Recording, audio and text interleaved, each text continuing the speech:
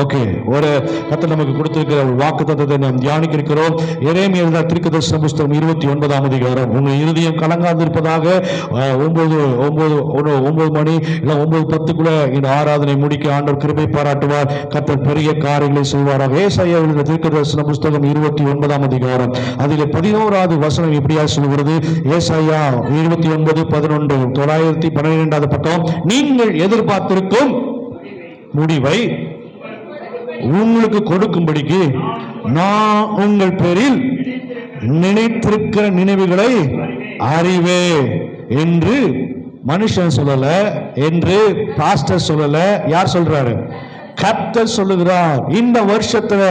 இந்த வருஷத்துல ஒவ்வொரு வருஷமும் நாம தொடங்கணும்னு ஒரு தீர்மானம், ஒரு டிசிஷன் இல்லைன்னா ஒரு ரெசல்யூஷன் எடுப்போம் இல்லையா? அப்போ இந்த வருஷமும் நாம எதிர்பார்ப்போடு இருக்கிறோம். என் வாழ்க்கையில இது நடக்கணும், போன ஆண்டுல நிறைவேறாத, போன ஆண்டுல பெற்றுக்கொள்ளாத, போன ஆண்டுல கிடைக்காத, போன ஆண்டுல வராதத இந்த வருஷத்துல எப்படியாவது என் வாழ்க்கையில வந்து சேரணும் அப்படின்னு ஒரு எதிர்பார்ப்போட இந்த வருஷத்தை கால் வைச்சிருப்போம். அப்படித்தானே? யாராவது எதிர்பார்க்காம வந்திருக்கீங்களா? அப்படிலாம் இல்லை. எல்லாருக்கும் ஒரு எதிர்பார்ப்பு. எப்படியாவது என்ன பண்ணும், இந்த வருஷத்துல இதை நன்மையாய் நடத்தணும் அப்படின்னு சொல்லி, இது நன்மையான காரியம் எனக்கு கிடைக்கணும்னு சொல்லி என்ன பண்ணுவோம், எதிர்பார்ப்போடு இருப்போம். அது மாத்திரம்தான். அது போலதான் இங்க கர்த்தராகிய ஆண்டவர் உரைக்கிறார். என்னன்னா, நீங்கள் எதிர்பார்த்திருக்கும் முடிவை உங்களுக்கு கொடுக்கும்படிக்கு.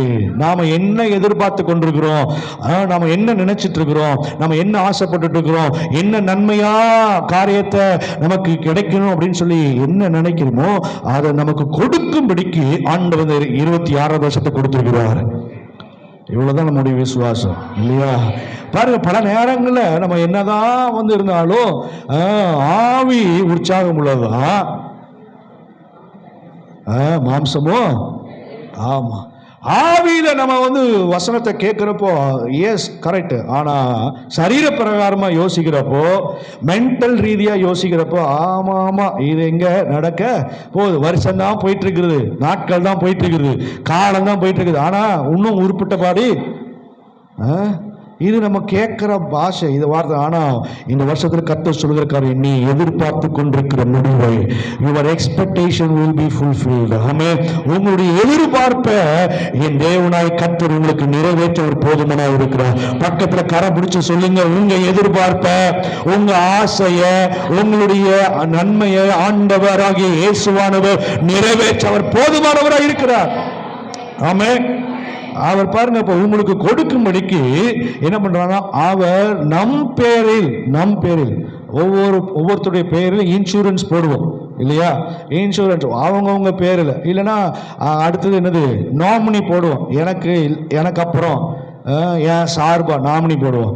இங்க ஆண்டவர் சொல்றாரு, உன் பேர்ல நான் என்ன பண்றேன், உன் பேர்ல அது ஏன் நினைவாக இருக்க போகிறது, அது நல்ல முடிவை கொண்டு வரும், நல்ல ஆசீர்வாதத்தை கொண்டு வரும், உங்களுக்கு தீர்க்காயுசை கொடுக்கும், உங்களுக்கு சுகத்தை கொடுக்கும், ஆரோக்கியத்தை கொடுக்கும், நிம்மதி கொடுக்கும், சமாதானத்தை கொடுக்கும், சந்தோஷத்தை கொடுக்கும், சுக வாழ்வை கொடுக்கும். ஹல்லேலூயா.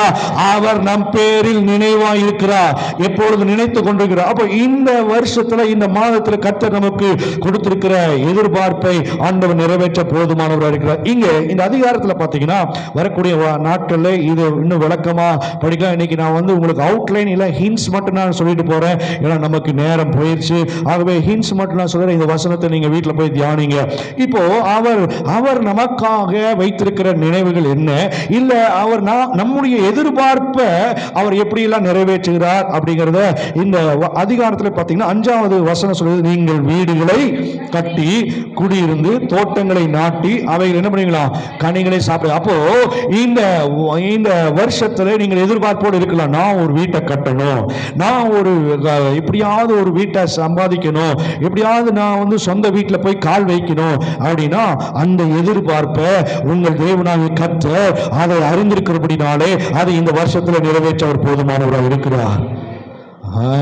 ஆமா, நீங்க என்னதான் சொன்னாலும், எங்கள்கிட்ட இருந்து ஒரு ஆமேனோ, எங்கள்கிட்ட இருந்து ஒரு அல்லேலூயாவோ, எங்கள்கிட்ட இருந்து அது அப்படியே ஆக கடவுது என்கிற ஒரு உற்சாகமான வார்த்தையோ ஆமா வரவே வராது. வசனம் சொல்லுது, மலைகள் விலகினாலும். ஆமா, அது மாதிரி எது மாறினாலும் சரி, நாங்க ஒரு நாள் என்ன பண்ண மாட்டோம். நாங்க இயேசுநாதரை போல. இயேசுநாதர் என்னது? இயேசுநாதர் என்னவா? அவர் நேற்றும் இன்றும் நாளையும் அடுத்த வருஷமும் அவர் மாற மாட்டார். அது மாதிரி தான் இயேசு எப்படியோ நாங்களும் அப்படிதான். நாங்களும் மாறுவதே இல்லை. நீங்க என்னதான் சொன்னாலும் சரி, நீங்க உலக்கையில வச்சு இடிச்சாலும் சரி, எங்க வாயை என்ன பண்ண முடியாது.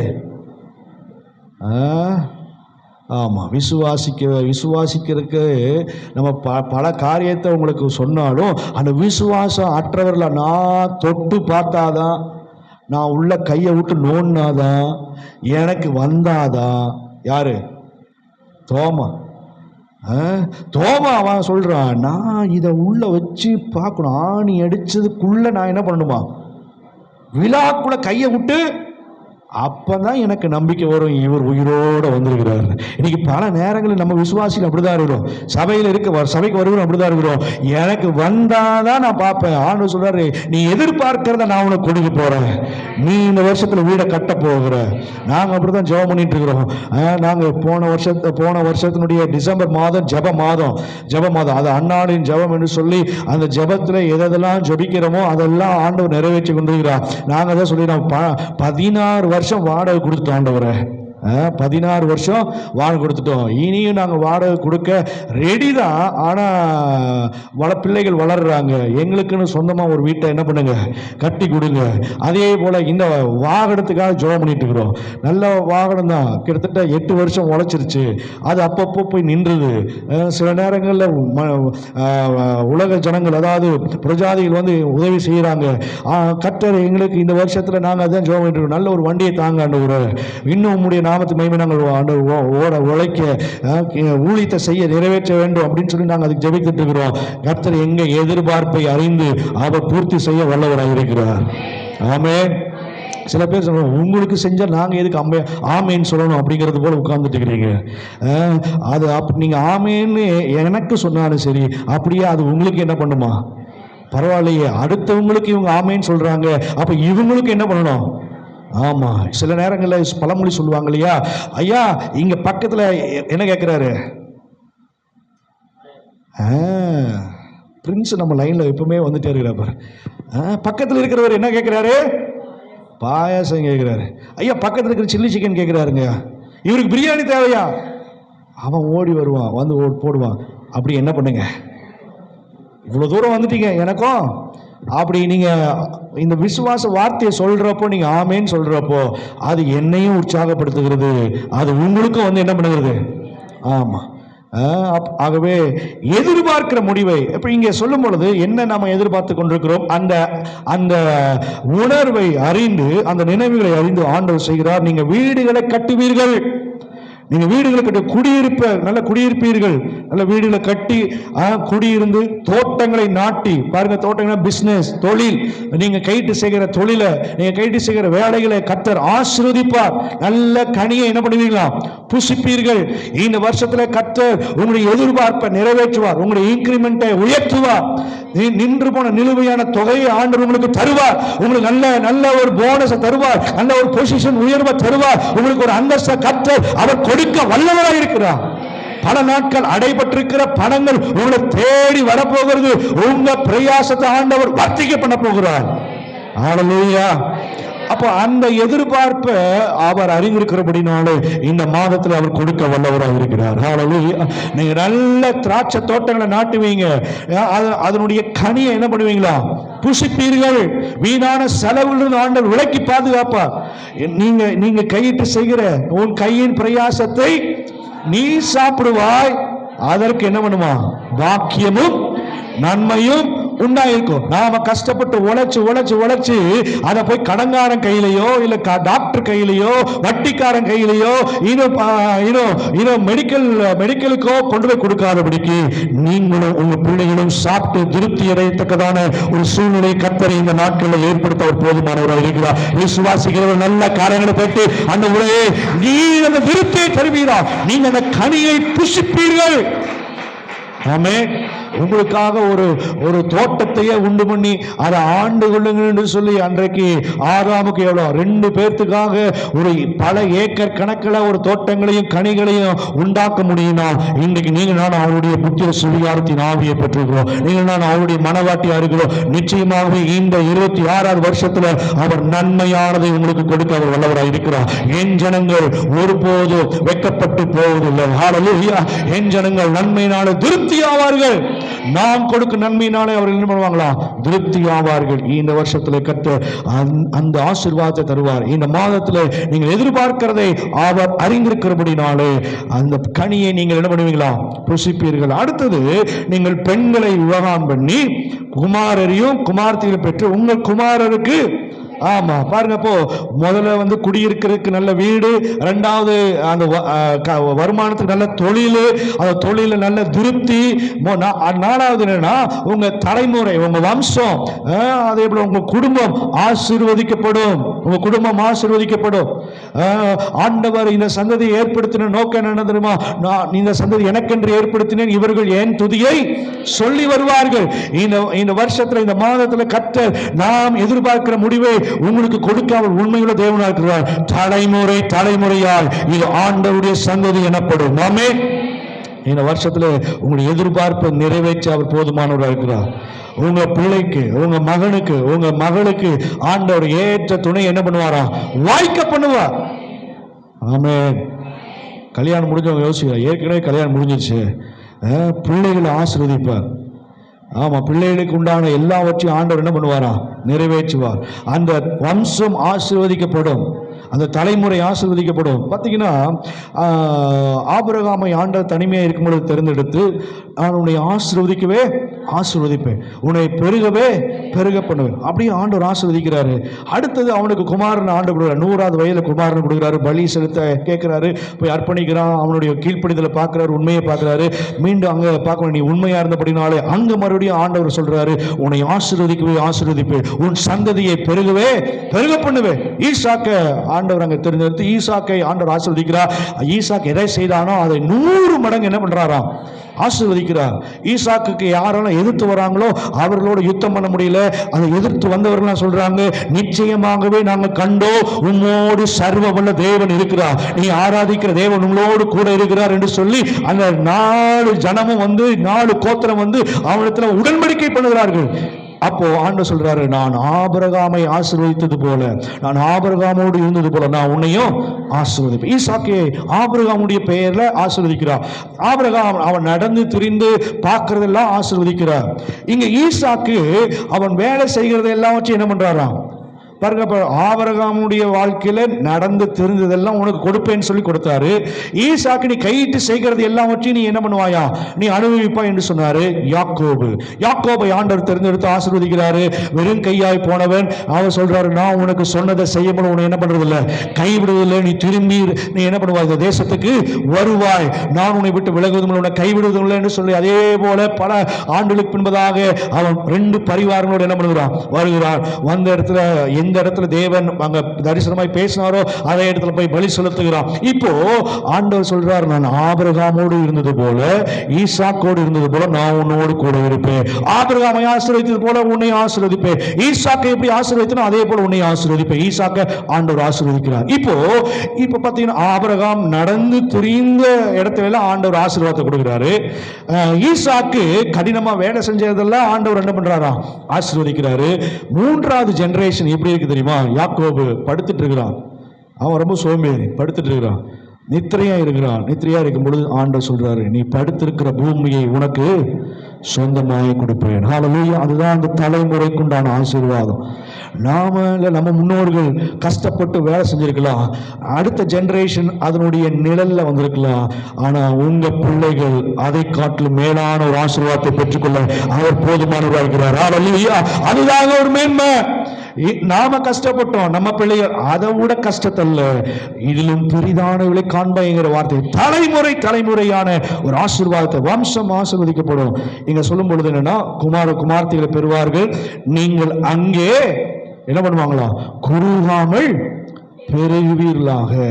அந்த 6ஆம் வசனத்துடைய பின்பகுதி கடைசி சொல்லுது, நீங்கள் அங்க என்ன பண்ணுவாங்களா, குறுகி போக மாட்டீர்கள், நீங்க குன்றி போக மாட்டீங்க, நீங்க தலை குனிஞ்சு போக மாட்டீங்க, நீங்க பெருக்கத்தை காண்பீர்கள். நீங்க எதிர்பார்க்கிற முடிவை அறிந்திருக்கிற என் தேவனாய கர்த்தர் சொல்லுகிற காரியம், நீ ஒரு நாள் குறுகி போவதில்லை. உன்னை ஆண்டவர் வாழாக்காமல் கீழாக்காமல். ஹல்லேலூயா. அதுதான் உங்க எதிர்பார்ப்புனா, அந்த எதிர்பார்ப்பை கர்த்தர் அறிந்திருக்கிறார். இந்த மாதத்தில் அதை பூர்த்தி செய்ய அவர் வல்லவராய் இருக்கிறார். ஆமென். பாருங்க, 2 சம்பவத்தை சீக்கிரமா நம்ம பார்க்க போறோம். ஒண்ணு, யோவானுக்கு எழுதின சுவிசேஷம் 2ஆம் அதிகாரம். இந்த சம்பவம் எல்லாருக்கும் தெரியும்.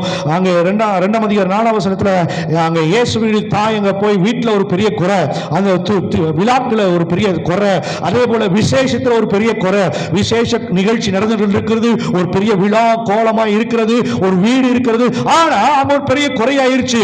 எதிர்பார்த்து கொண்டிருந்த அந்த திராட்சரசம் குறைவுபட்டு போனது. தாய் போய் கேட்கிறா, ஐயா இது மாதிரி ஒரு பெரிய குறை வந்துருச்சு அப்படிங்கும் பொழுது ஆண்டவரை இயேசுவானவர் சொல்றாரு, இன்னும் என் வேலை வரவில்லை. ஆனா எதிர்பார்ப்பு என்ன, அவர் அறிந்திருக்கிறாங்க, இந்த குறையோடு இருந்தா நிச்சயமா இந்த விழாவை நடத்துறவன், இந்த விசேஷ காரியத்தை நடத்துகிறவன் பெரிய அவமானப்படுவானே அப்படின்னு சொல்லி அதை அறிந்திருக்கிற இயேசுவானவர் அதை பூர்த்தி செய்கிறார். இன்றைக்கு உங்க வீட்டை அறிஞ்சிருக்கிற இயேசு, உங்க வீட்டை குறிச்சுதான நோக்கமுள்ள இயேசு, உங்க வீட்டின் மேல கண்ணும் கருத்துமா இருக்கிற இயேசு, உங்க வீட்டில் இருக்கிற குறையை அவர் பார்க்கிறவரா இருக்கிறார்.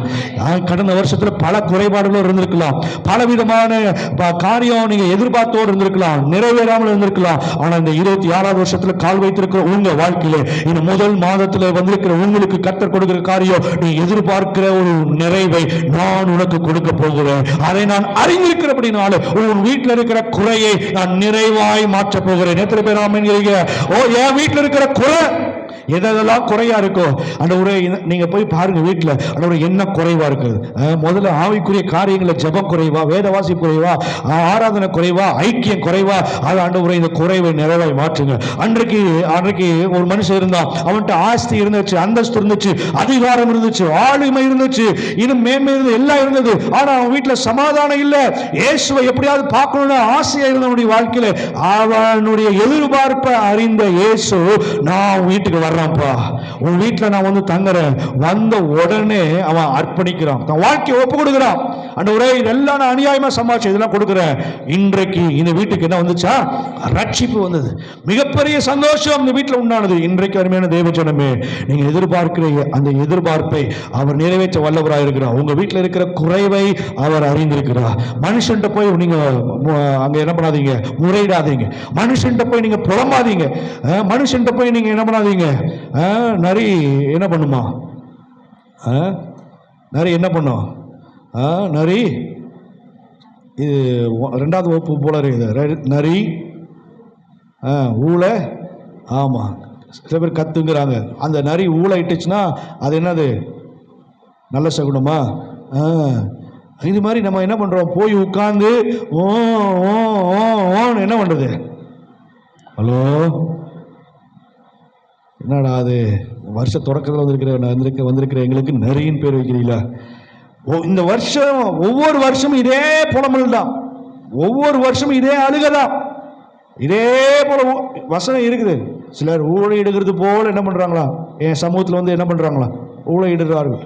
கர்த்தர் அதற்காக உங்களை தெரிந்தெடுக்கல, உங்கள் எதிர்பார்ப்பை அறிந்து அந்த குறைவை நிறைவாய் மாற்றதா உங்களை தேடி வந்திருக்கிறார். அதனால இந்த வருஷம் உங்களுடைய வாழ்க்கையில, இந்த மாதம் உங்க வாழ்க்கையில உங்க வீட்டில் இருக்கிற குறைவை நிறைவாய் மாற்றுவா. அது சந்தோஷம், சமாதானம், நிம்மதி, சுகம், ஆரோக்கியம், இன்னும் மேன்மை எல்லாவற்றையும் அவர் கொடுக்க அவர் விரும்புகிறபடினாலே உங்க எதிர்பார்ப்பை அவர் நிறைவேற்ற அவர் போதுமானவராக இருக்கிறார்.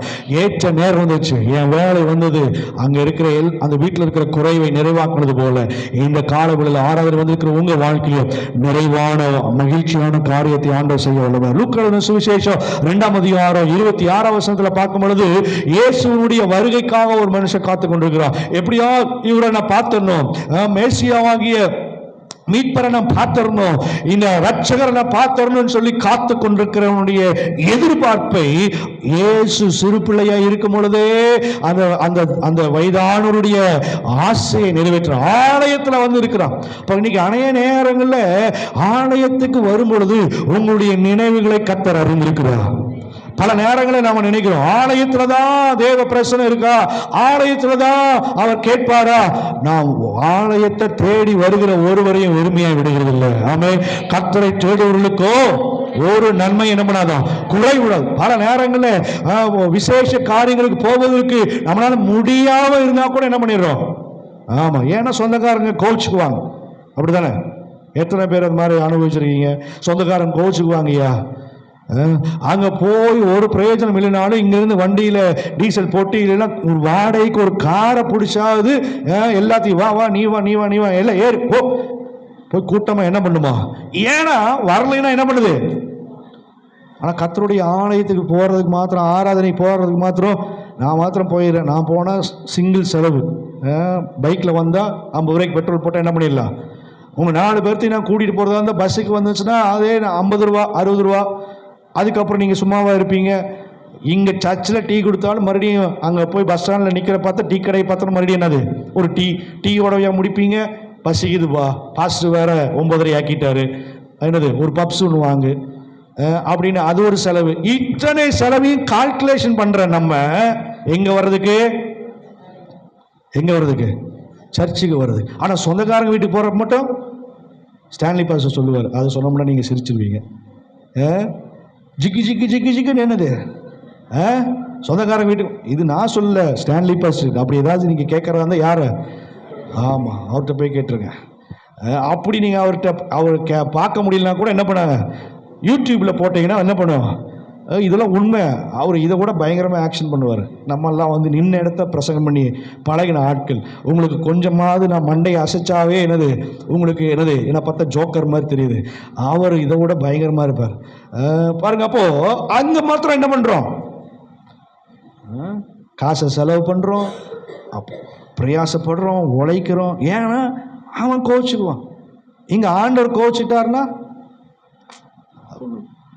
1ஆம் தேதி ஒரு பிரதர், காசு இருக்கு, அதிகாரம் இருக்கு, மேன்மை இருக்கு, பெரிய வீடு, பெரிய பங்களா. அவர் 1ஆம் தேதி பழைய வருஷத்துக்கு வந்தார். பழைய வருஷம் முடிச்சோடனே வாக்குத்தத்தெல்லாம் வாங்கிட்டு பாஸ்டர் நாங்கள் கிளம்புறோம். ஐயா என்னையா ஆச்சு? இல்லை, நாளைக்கு காலையில் மாதிரி ட்ரை கிளீனிங் வந்து பொள்ளாச்சியில் கொடுத்துருக்குறோம். அதை போய் என்ன பண்ணுமா, துணியெல்லாம் வாங்கி ஊருக்கு கிளம்பணும். எதுக்கு? ட்ரை கிளீனிங் கொடுத்ததை போய் வாங்கிறதுக்காக ஒரு ஆராதனையை என்ன பண்ணுறாங்களா. அப்புறம் நான் சொல்கிறேன், கர்த்தருடைய பந்தி இருக்குதுயா, திருவிருந்து தானே, என்னது திருவிருந்து தானே. நீ திருவிருந்து குறித்து ஆலோசம். முதல் வருஷத்தில் முதல் ஆராதனை திருவிருந்த புறக்கணிச்சிட்டு, பணம் இருக்குது, எல்லாம் இருக்குது. ஆனால் பாருங்கள், அந்த வீட்டில் தேவ சமாதானம் இல்லை, தேவ சந்தோஷம் இல்லை. பல நாட்களை எதிர்பார்த்துட்டு இருக்கிற காரியம் இன்னும் நிறைவேறலை.